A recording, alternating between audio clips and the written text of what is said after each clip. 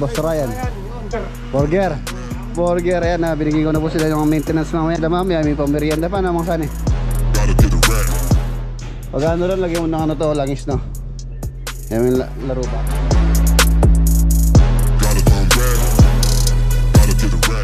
So, may dalawang layer po yung bubong natin. Dito yung slope natin doon sa likod yung ating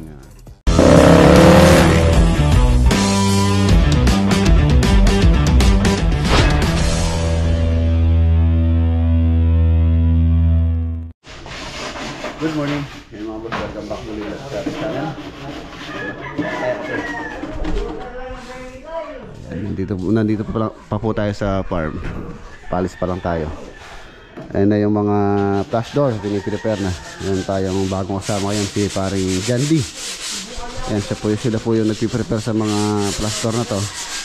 Ito. Namasilya na po yan. Pagkatapos apply ng primer surfacer.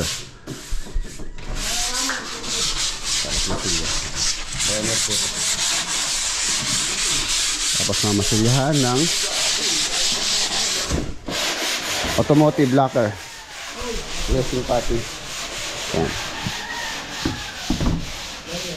Pero medyo busisi po yung pagpe-prepare niyan. Tapos liliyahin pa ulit yun bago ipa-primer ulit. Tapos sa final color ito master din okay na to. Okay na pare, finish mo kami pare. Ayaw nga. Finish na yan. Ano, ang dulas-dulas para kang umihipo ng salamin. Straight tayo pare, ang buhat mo, di mo naman buhat. Bakit? Sobrang dulas. Sobrang dulas, pati yung langgam di makakakyat. Para sa yung salamin pagka natap ko po yan, napaka-kintab na. Kaya manin. Kaya ngayong araw pala pupunta tayo sa Magalang. Tapos diretso tayo sa Tarlac kung saan po natin i-install itong mga pintuan na to. Kaya mga pintuan na yan. Tapos itong mga wood planks, napakatrabaho dito. Napakabusisi sa finishing stage na tayo kasi. Kaya mabusisi na po tayo. Mabusisi na yung ating trabaho. Ayun, nakadulas para kang hinihipo ng tilapia. Salamin. Ano pare? Hindi ka mo yung tilapia medyo magaspang yun, di ba? Oo pare, magaspang. Magaspang mo. Ano, pagka malaki no? Oo pare, pag malaki yung kaliskis nun. Mga 5 finger pare, magaspang na yun. Ayun, tilapia may ilang finger. Ako 3 finger lang pare, maliit. Ganyan lang. Oh. Yan, for finish na. Ito, ilang taon na to? Ilang araw? No, pare, isang linggo pa lang eh. Yung isang linggo? Oo, isang linggo pa lang yan. Dalawang linggo na yan. Lunes mo na ako ng umpisa dyan. Alam ko tapos na, bilis. Ang bilis no? Nakailang overtime ko na? Ano pala, pare, dalawa pa na. Yung dalawa? Yung nakaraan? Oo. Ngayon, dalawa pala. Eh, di 5. Gabi-gabi po kasi nag-overtime siya hanggang alas 8. 8. Nag-overtime sila. Sama yung kanyang anak. Tinatrain na rin niya po magpintura. Ayun o.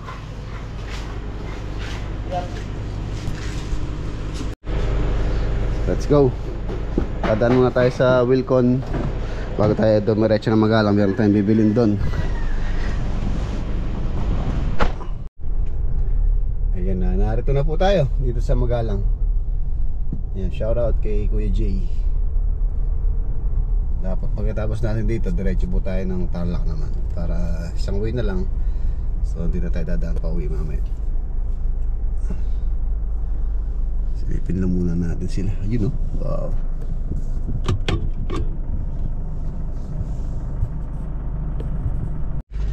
Ayan na, pabim na po tayo. Bim. Tapos itong sa may harapan, ayan na, inumpisa na rin po nilang asintahan to. Yung pinto po niya dito is oversize or ano siya, 1.2 by 2.4. Tsaka yung bintana niya mas malaki po dito sa harapan. Ito kasi yung part na to, medyo tataas po yung ating ano dyan, roof. Bari yung roof design po nito is 2 layer siya. Ito yung lower roof, upper roof. Tapos meron tayo ano dun sa gilid doon, extension para dun sa lanay. Tapos meron kaming balak doon, baka magbago rin po yung plano namin ni Kuya Jay doon sa may lanay area. Tara, silipin natin. Ayan mga boss, nakakapagano na sila dito.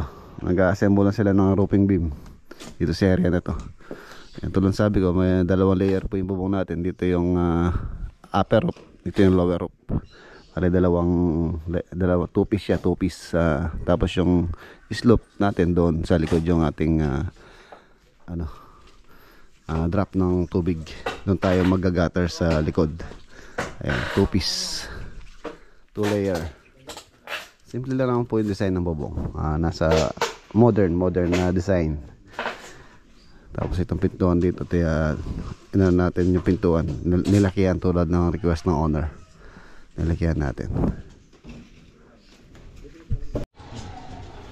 Ayan, nagpapabricate sila ng beam sa ating roofing beam.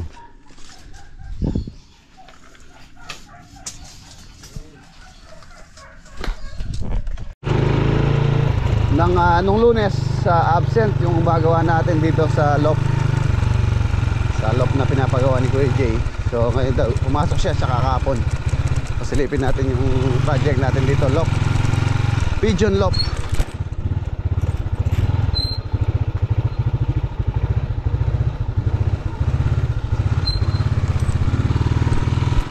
Yan, siya lang mag-isang gumagawa rito. Wala siyang helper, si Iron Man. Ayan na siya.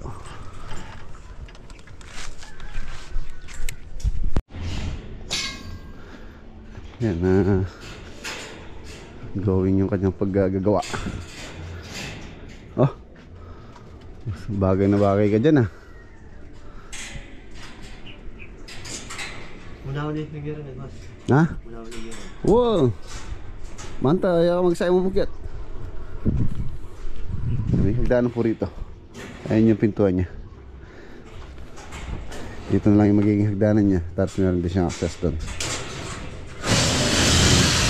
Sliding. Pag ano rin, lagyan mo ng langis, no? Yan yung laro, banta, matarulas siya. Yan, gawin mo yung hagdanan dito para di ka nahirapan pumanik, ha? Ayan mga boss. Pigeon loft. Pigeon loft. Ayan, nakita tayo.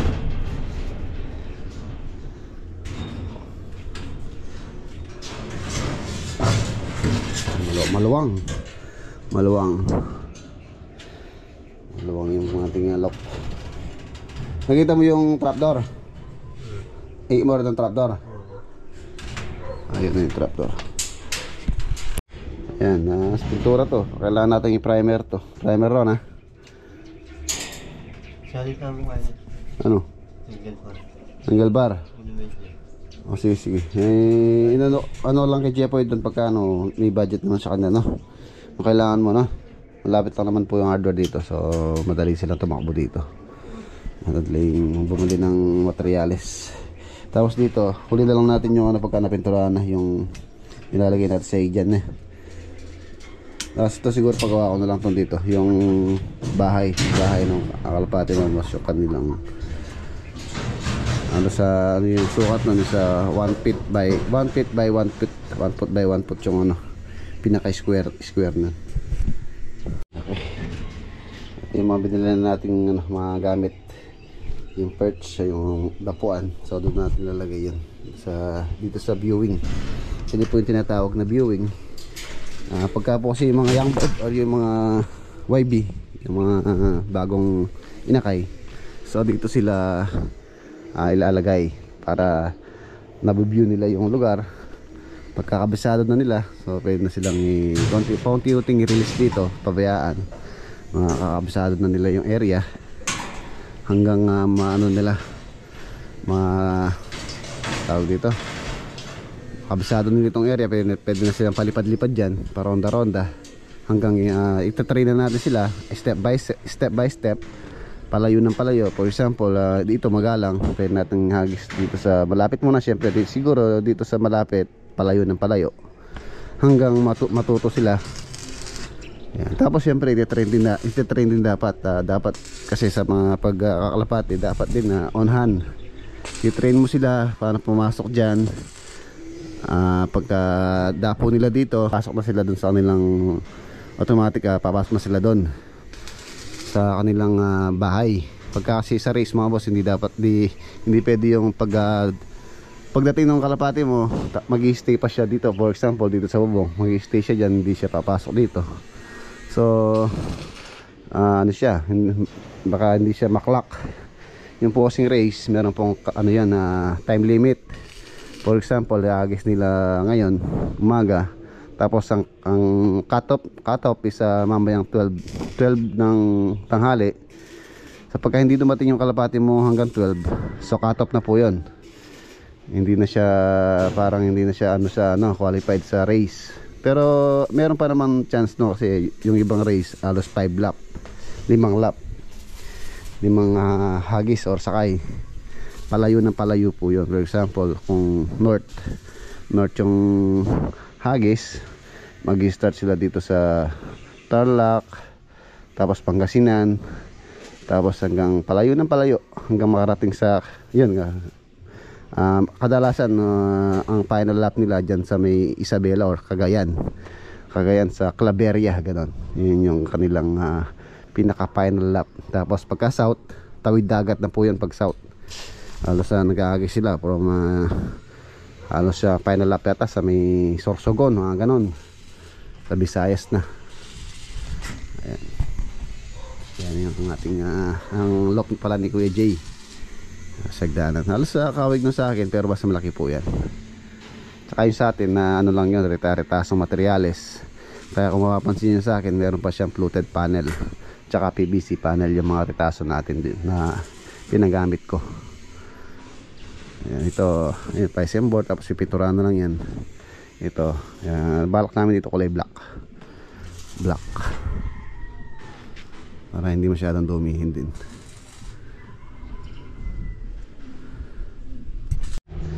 Ayan, tsaka pagka pala nag-aabang, kailangan na may nagbabantay. So pagka dapo ng ibon, dapat nga yun, tulad ng sabi ko, dapat mahuli ka agad or pumasok doon para mabilis yung pag-clock. Ayan.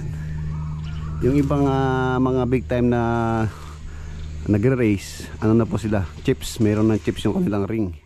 Sa mga club ring tulad ng PHA, yung mga ganyan, mga sikat na club, meron na po silang gadget na lalagay lang doon sa kanilang loop, kung saan pagka dumapo yung ibon, pagka na-detect niya yung chip doon sa kanyang ring, automatic po clock na, automatic. Pero yung ibang club dito, yung mga ano lang, yung hindi ganun ka big time, ano lang, sticker, kung saan meron silang lalagay na sticker sa kanyang ring.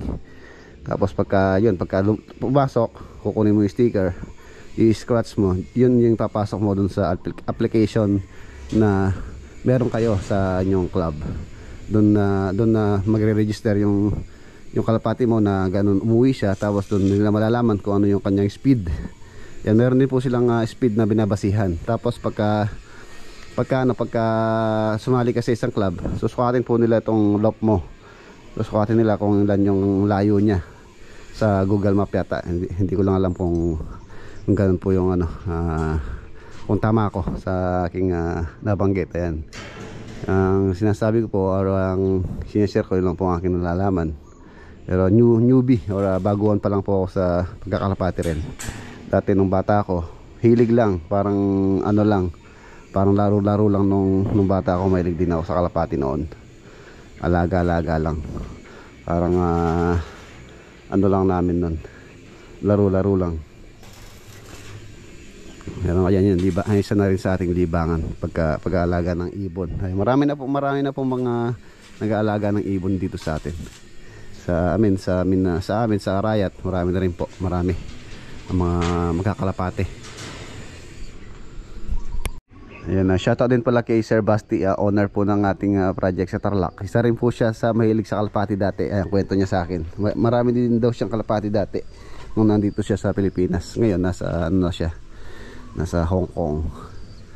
So yung kinukwento niya sa akin, dati daw mahilig talaga siya sa kalapate. Shoutout kay Sir Basti tsaka kay Ma'am May, owner ng project natin sa Tarlac. Si Kuya J mahilig din siya sa kalapate rin. Isa rin sa libangan niya. So let's go, doon tayo. Saan tayo? Sa bahay. Ito yung lote ni Kuya J. Halos sa 2,000 square meter yata to. Hanggang doon. Tapos itong fish pan na to, balak po niyang ipatambakan na to para magamit itong area.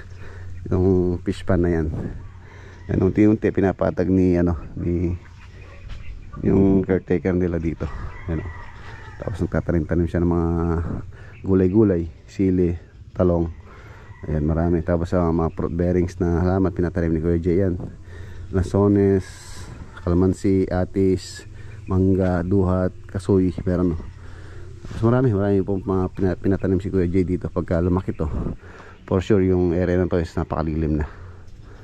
Ayan. Kailangan lang talagang maalagaan. Ayan, narito sina Ate Vivian.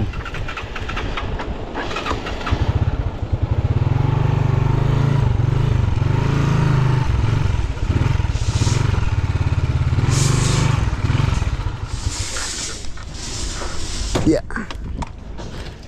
Yan, thank you very much kay Ate Vivian sa kay Kuya Jay. Teng! Kamusta?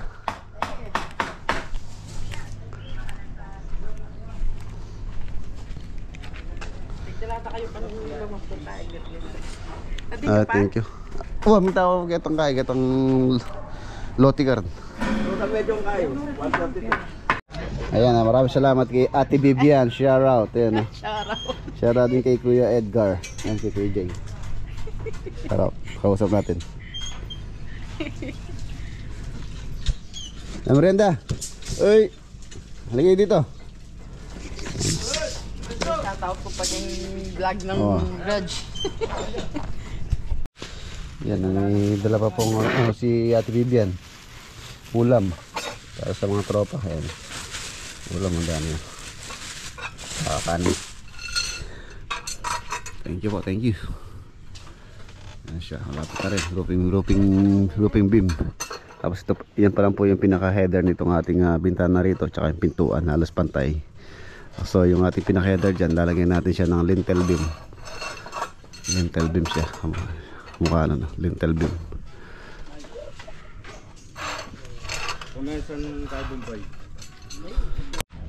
Halos makompleto na po yung ating tampak dito. Ito kahit mahuli naman tong ipakompak, hindi naman tayo mag-i-slab dito. Ayan, maglalagay pa tayo ng dito, pinaka cross beam suporta dito sa wall na to. Ayan, halos ito yung master. Maluwang to.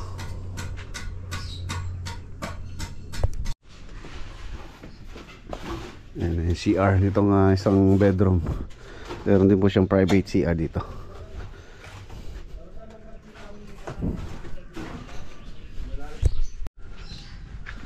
Ayan, iwan natin sila. Pupunta naman po tayo sa Tarlac City Project. Ayan, nandito na po tayo sa Tarlac City. Malapit na tayo sa site. Ayan, touchdown, nandito na tayo sa site. Pala nandito pala si Poy Poy mga boss. Pasusukatin na rin natin sa kanya yung mga bintana. Galing po sila dito kay Kapitan. Meron po silang ginawa kay Kapitan Sernan Cruz. Ayan, shoutout. Tsaka kay Ate Marites Cruz. Ito pinagagawa ni Kap. Hindi ko pa po nagawa. Hindi po pinapagawa sa atin si Kapitan. Kaya lang hindi pa pumasika sa gawa ng napaka-busy pa rin mga tropa. Marami pa pong kailangan gawin. Yun o. Wow, lapit na. Inuwi na ng septic tank. Sakto-sakto. Break time. Time check, alas 12 na.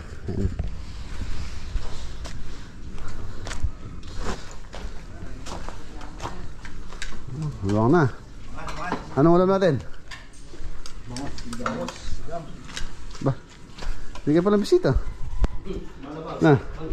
Ano pala bisita? Ba? Hindi pala si Brutus. Oh. Oh, ngayon pakuya-kuya ang waryo. Pakuya-kuya lang si Masani. Sarap buhay talaga. Oh. Coke pa naman yan. Masani, yes. Presko yung bahay mo, no?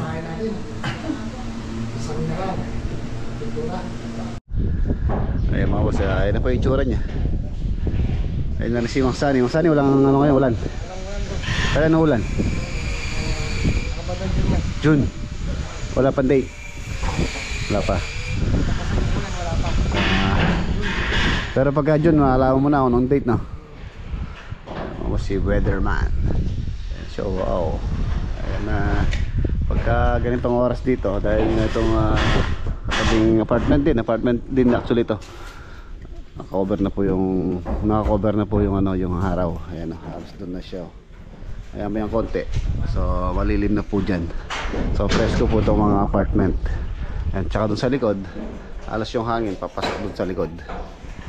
Ayan na po siya. So, yung tiles, baka next week daw may deliver yung tiles dito. So, sakto lang yun. Nag-ano pa sila dito sa may driveway. Nagtatambak. Iniinukay na rin po yung septic tank. Para yung pinagkukayan, yun nga, ilalagay dito. Para ma-compact, tapos ma-prepare natin yung concreting. So, wow. Shoutout kay Sir Basti tsaka kay Ate May. Yan po yung dream apartment nyo. 5 unit. Yan, magandang investment po ito. Apartment 5 unit. Sabihin na natin 5,000 per unit to. So 25k every month ang ano po nito, ang investment or ang income niya 25,000 kung puno yan. For example lang po yun kung 5,000 naman. Maganda po yan. Nag-sealing na rin sila dito. Tapos ongoing yung pag-install ng mga pintuan pa na kulang pa. 6 pa yata yung kulang natin pintuan doon sa farm. Tapos yung mga wood planks, di ko alam kung kompleto na po yung napunta ron. Na-imagine ko na pagka na-install na yung mga pintuan dito. Napakaganda nito. Napakaganda. Ayan o. Yung mga pintuan na yayamanin. Yung panel door, yung sa may harapan niya pong binabarinsan ni parang tenden doon sa farm. Diyan po yun. Tsaka yung wood planks na ilalagay natin dito sa hagdanan. Bali yung hagdanan to is steel frame. Ayun na rin yung lababo. Yung lababo nito, nabili ko na rin po yan. Yung tiles na lang yung ating piprepare dito. Yung lababo dito, sa laundry area, ayan yung lababo niya. Mas malaki to kaysa dito. Yung dito, large, isang butas lang na malaki. Tapos yung dito, medium size. Tapos yung pagbubong niya, meron siyang ventilation doon. Sa lalagyan po natin ng ano yan, ng safety grills. Ayan. Presko. Tapos ito yung kanyang toilet and bath. Medyo madalim. Tiles na lang by next week. Ayan yung wood planks. Maganda to pagka nailagay. Yayamanin. Ayan. Piston board. Ito po mga boss, itatiles po natin to. Tulad ng ginawa natin sa project natin sa bahay ni paring Mike. Fantastic po yan. Ano yung babang dito? Linis oh. Inside gutter. Stainless po yung gutter na yan. Hindi po natin tinipid. Stainless ang nilagay natin. Saka po yung nandyan sa taas, stainless yan. Tapos meron din siyang insulation. Kaya napaka-presko niya. Tapos yung hangin dito, tagusan. Dito lalagay tayo ng cabinet dito. Ayan, para ma-save din yung space. Dahil medyo ano lang po to, limited lang space ito. Ayan lang po isang kwarto. Sakto lang. Tapos ito lalagay tayo ng cabinet din. Para meron naman cabinet yung uupa rito. Ayan, tapos ayan, nailagay na po yung partition dito. So hindi na tayo makakatago sa kabila. Ayan, partition. Tapos tiles na rin po ito. Na-order ko na rin yung tiles dyan. Next week nila i-deliver. Ayan, tapos nandito si Boss Poy po, yung ating gumagawa ng mga aluminum window. Sinukasukatan na po niya every unit ng actual para fabricate na rin. So anytime na pwede nang install, install na. Si Boss Poy, patayin natin ito electric fan. Ano po, yari na? Asukot mo na. Yan si Foreman Master Nante. Shout out. And dito tayo sa kabila. Dito sa kabila nagmamasilya na po dito. Ito yung pinaka pip unit or yung pinaka dulo. Ayan. Same layout lang naman po to. Identical lang to every unit. Lababo. Ayan, laundry. Toilet and bath. Ayan, dito. Yung maglagay na dito. Palan.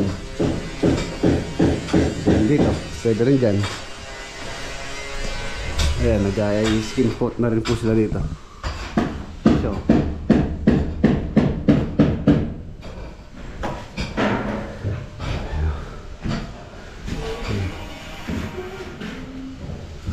okay na. Ayan yung wall. Ganda-ganda na. Yung cabinet dito.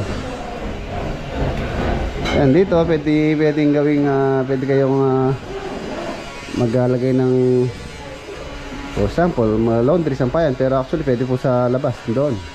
Kalawang po yun nung lugar sa harapan. Ito mga flash door po to. Ito po kasing ating partition dito is drywall. Sa anti-stem board ang ating ginamit, Hardeflex. Tapos itong ating second floor, steel framing lang po yun. Tapos anti-stem board na 12 mm ang kapal.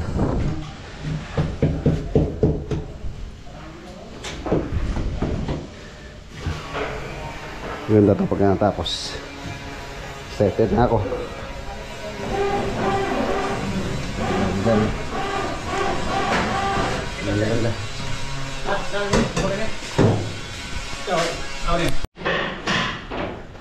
na. Si Mang Sunny, ang driver ng wheelbarrow. Ito yung septic tank. Ang laki oh. Ang lalim pa. Lubog na si lalim. Diyan po lahat babagsak yung dumi or yung sa water closet dito. Palaki po tong septic tank na gagawin natin dyan.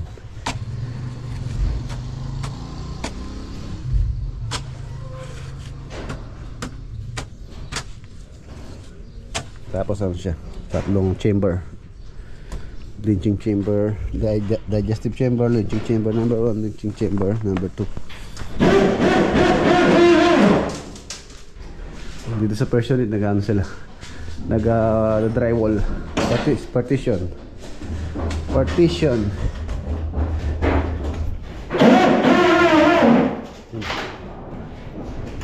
Yung nagawin natin, nag-stud.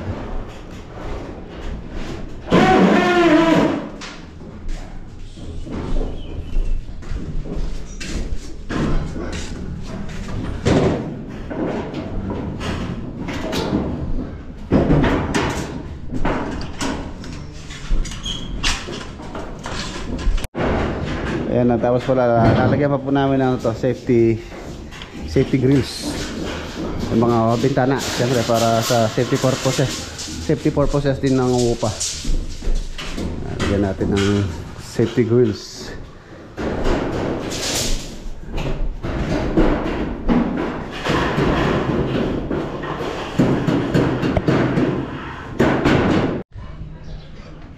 Ayan mga boss, maliwalas na. Napakaluwang nitong sa may harapan niya. Kahit siguro dalawang sasakyan pwede pong mag-agapay dito pagka nalinis. For sure pagka nalinis na ito, maganda na siyang tingnan, maliwalas. Tapos lalagyan din natin ng mga boss ng backhood, siyempre gate, para din sa privacy ng mga umuupa rito, na hindi basta-basta makapasok yung ibang tao. Yung lang mga tenant or mga umuupa lang yung may access or may susi dito sa mga apartment. Pangit naman po kasi kung ganito siya open. So pwedeng pumasok kung sino lang yung pwedeng pumunta dyan sa property or sa area nitong apartment. So baka itong harapan lalagyan natin ng bakod. So ano na po yun, huli na yun pagka medyo linis-linis na dyan.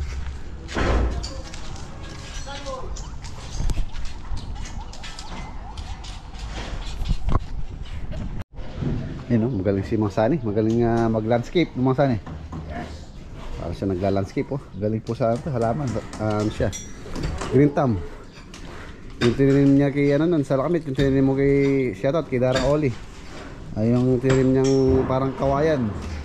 Nisa wala tumubo. Kaya, pakliyan. Bamboo tree. Bamboo tree no. Yung tininim mo doon, Nisa wala tumubo eh. Nakasubo, masyado matubig. Anong tayo natin yan, tagulan no.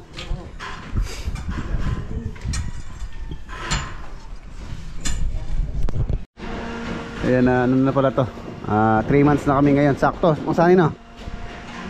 April 10, 3 months na po kami ngayon dito. 3 months, ayan na po yung ayan na po yung project, 5 unit apartment. 3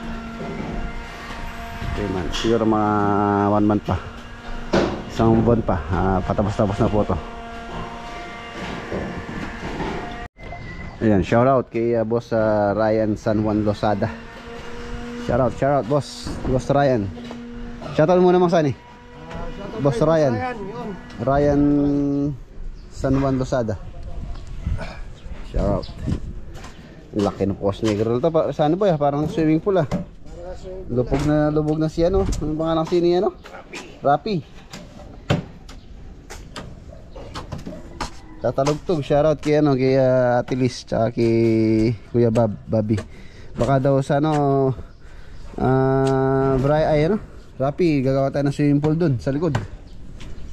Sa Dugtog. Nagpapagawa po ng swimming pool si Ate Liz dun. Pero hindi na pa namin alam kung kailan. Hindi pa rin po sila umuwi. Nasa ibang bansa, si Ate Liz tsaka si Kuya Bobby. Shoutout din kay Kuya Renato tsaka kay Ate Mary Grace Robles ng Angat Bulacan Project. Taluwang ang presko.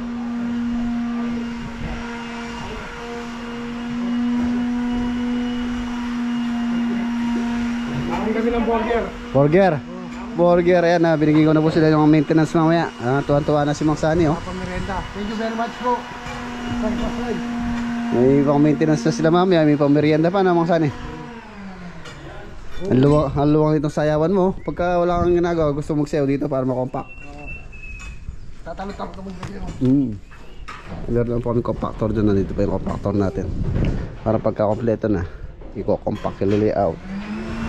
Meron tayong catch basin dun sa may harapan. Kung saan dun yung ating mga storm drainage. Yan na, baka sa next na balik natin dito mga boss, malinis na po dyan. Tatanggal na rin itong mga debris natin. Yung mga debris na to matatanggal. Tapos yung mga CHB na yun gagamitin pangasinta doon sa septic tank. Malinis na ang ganda na. Ang ganda. So di na rin po tayo magtatagal. Meron pa po tayong kailangan ng sigasuin. Baka kung maaga tayo umuwi, dumiretso rin tayo sa Arayat Project. Silipin po natin yung mga tropa natin doon din na gumagawa. Yun yan na mga boss, nandito na po tayo sa farm. Bali meron pong ngayon, nag-deliver ng tambak. Siyam daw yung nai-deliver ngayon. Ayan, bali ano na yan, 14 kapon. Tapos ngayon siyam.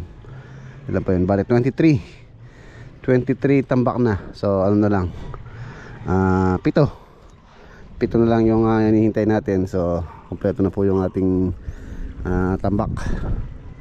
Ayan, meron pa lang nag-sponsor po ng tambak sa atin na 10 elf. Ayan, hindi ko na po babanggitin yung pangalan niya. Ayaw po niya magpabanggit sa anong pangalan. Maraming salamat dun sa naging sponsor ng tambak. 10 elf. Ayan. Thank you very much po. Maraming salamat. Sana si Lord na lang po yung bahalang bumawi or ibigay ng blessing po sa inyo. Yung pong nagbigay sa atin ng 10 elf na tambak. Dapat 20 na lang yan, kaso yun nga, nagbigay po sila ng 10 elf. So ayan. Meron tayong submersible na, meron po akong in-order sa online na submersible pump. Ano po siya, 12 volt, pwede po siyang i-connect sa solar power. Kaya lang hindi siya ganun kalakas. Ito siya, solar submersible pump na 12 volts. Ayan. Yan yung lakas niya.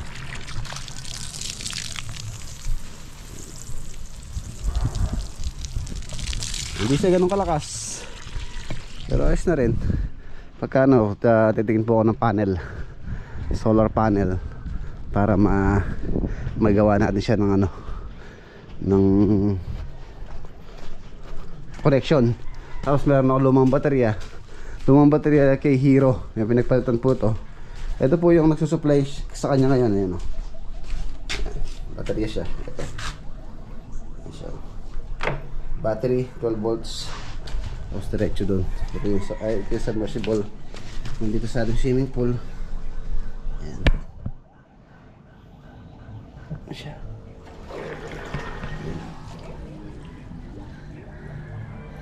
12 volts. So mas matipid sa kuryente yan. At the same time pwede po natin siyang i-connect sa solar power. Tapos i-connect natin dito. Maka-assemble tayo ng solar. Pwede natin magamit sa ilaw. Lalagyan lang natin siya ng tawag doon, yung converter, 12 volts, tapos lalabas 220. At least yung 12 volts hindi po malakas sa kuryente. Hindi katulad ng submersible pump natin na 1 horsepower. Yun, napakalakas po sa kuryente nun. Ayan, yung 12 volts battery lang, mapapandar po natin. Tinesting ko lang dito, tapos gagamit po natin yung bala ko kasing magpa-dipol ng D3 na tubo, 3 inch na tubo. So yun, papasok po yun sa 3 inch na tubo. So pwede po natin ilagay yan, ilaglag yun, tapos papaganahin siya ng solar. Tingnan natin, i-disconnect ko para makikita nyo rin. In-order ko po siya sa online na yung halaga niya ata nasa 1,700 kung di ako nagkakamali. Ayan, siya, solar 12 volts. Pwede po siyang ilaglag sa tubo. At least dapat kakasya to. Ilalaglag sa deep well. Magpapasaksak tayo, magpapabaon tayo ng 3 inches. So pwede po siyang ilaglag sa loob.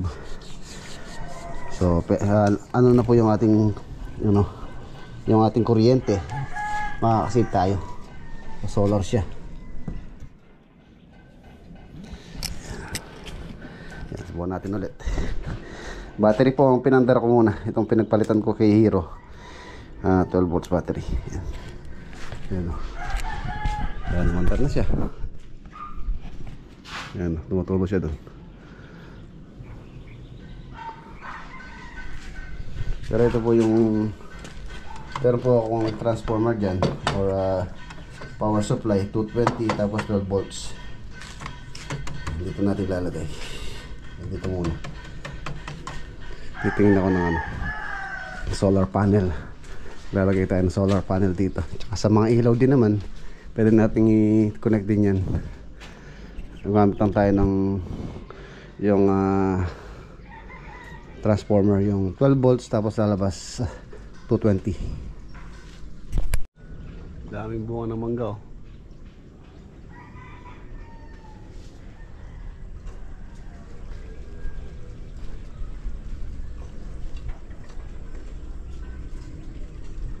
Laki. Ang lalaki.